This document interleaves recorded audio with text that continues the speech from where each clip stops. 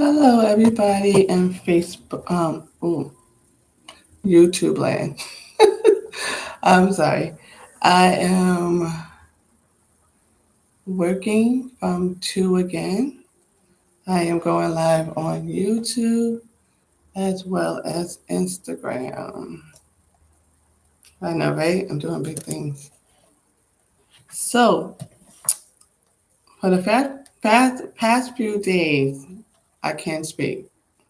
For the past few days, I have been speaking about my book or from my book, Finding Love and Healing in the Pen. All right. So let me just tell you a story about that. It looked like it's just too bright on YouTube. I am going to get it together, I promise you guys.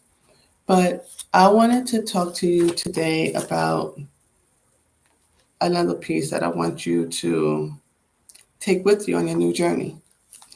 But before I do that, let me just give a shout out to my cousin who I haven't seen in a while. And he was just giving me all the props and accolades, making your girl feel good about herself, saying, I saw you, keep doing what you're doing. Then he started asking about the book and have I been marketing it? And the answer would be no, not as much. Now, my fourth quarter, I want to tell you, it was fabulous. So when he was like, just giving me a shout out, I was super excited. But then I thought about it, what started you out, you're not so much doing right now, and you shouldn't, why is it so dark? Sorry. But you shouldn't put down what God has already given you. You shouldn't turn your back on a piece that makes you who you are. And I want to talk to you today about a chapter in my book. And I am going to read to you some parts of it, but I do want you to go purchase a book. Let me put the link in my YouTube chat. It's www.kimtspeaks.org. You could get a personalized autographed copy of my book when you purchase from me. It's on Amazon, but it's not going to be personable. So order from me. Amazon has their audience, their people. So I put it there, and let's see. Okay, I'm ready to go. So I'm going to be reading to you a chapter from my book. I do want you to go purchase it. It's $15 plus $5 shipping and handling, and it is titled "Pieces of the Puzzle." And I at the top of the chat, well, in the chapter, I put Philippians chapter 1, verse 6. Being confident of this very thing, that he which hath began a good work in you will perform it until the day of Jesus Christ. So this is the part that I want to read to you. I said, puzzles, in my opinion, were the worst things ever invented. The outside of the box displayed a picturesque scene that was very inspiring.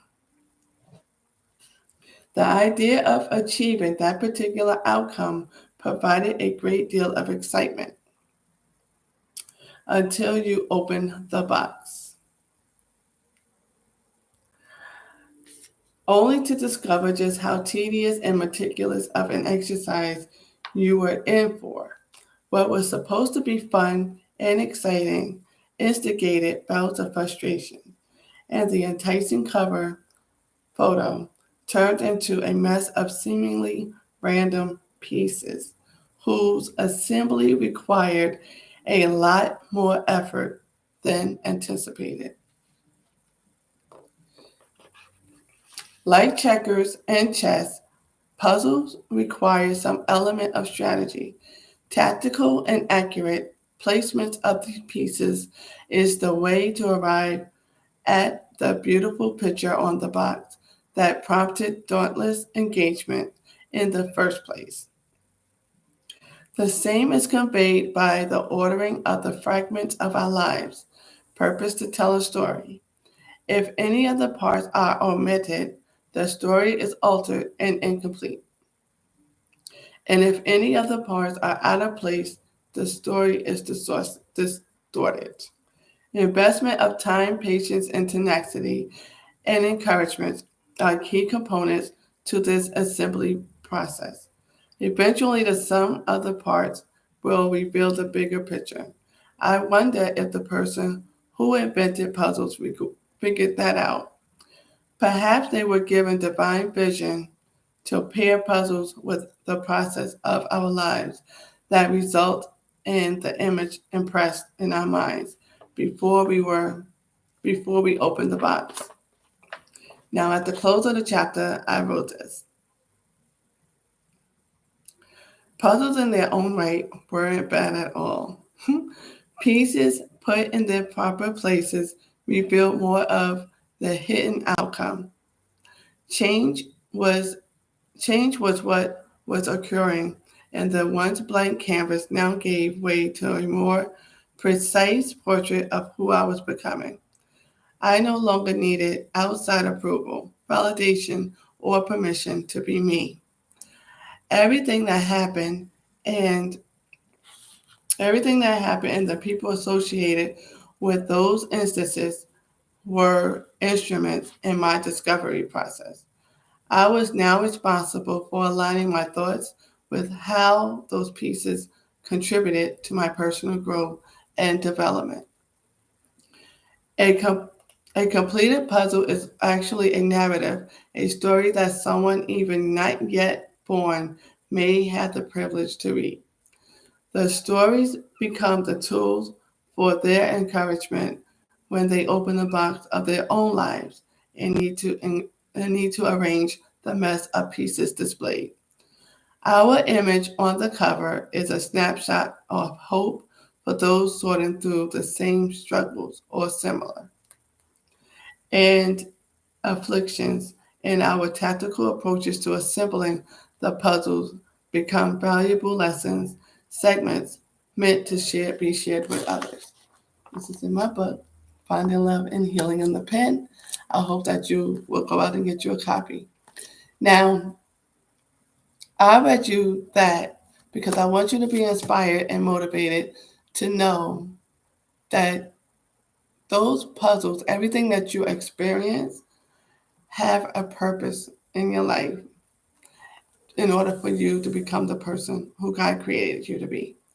And do not omit it, do not give up on it, don't shove it to the side because I know some of those pieces carry some guilt, some shame, some pain. And I'm here for you for that. I'm here with you with that. I understand all of that. I just don't want you to give up on a puzzle piece. Don't give up just because one piece doesn't look like where you desire to go. And I believe what I am going to do, I'm not going to read you the whole book. I'm going to give you little snippets. Some's going to be smaller than others. But I would recommend that you go out, purchase this book, because I promise you it will bless you. Or someone else. Give it as a gift. But I just want to let you know, and also for those who may not know, finding love and healing in the pen is a metaphor. The pen is you. You're the instrument. You're the instrument, and God, the creator, is the author who takes that instrument and takes that mess of those puzzle pieces and place them in their proper places. He knows. He knows all things. So you have to be very confident and assured. Have assurance in knowing that He has not left you or forgotten about you. And I just want you to keep on being encouraged, keep on being hopeful, keep on breathing through the healing process. That's what you need to do. Breathe through the healing process because it's happening. So, what I said in my other videos, do not create resolutions and or unrealistic goals and placing them in places that they don't belong. Healing takes time. It takes time, and it's going to be more than a week, probably even more than a year, but enjoy the process. Watch God opens the doors and reveal new things to you. Remember, sometimes he talks in secret. Sometimes he sends people to remind you that there's still work to be done. Like my cousin, who just, I want to say pop up, but he didn't. He came to visit and he asked me, what am I doing with this book? Am I doing what I'm supposed to be doing with it? And I wasn't. Yes, I was doing big things. I was doing great things in the fourth quarter, but it's time for a reset. So the purpose for this book is to give people hope and light in their dark situations or when they feel like giving up. Read the book, Finding Love and Healing in the Pen. The subtitles, Turning the Pages Towards Your Destiny, because each word, each print, each piece has a defined purpose to where you're going.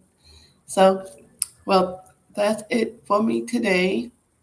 And I will be back to share more healing, helpful tips. All right. So I'm going to end one. Okay. And I will talk to you later. Bye.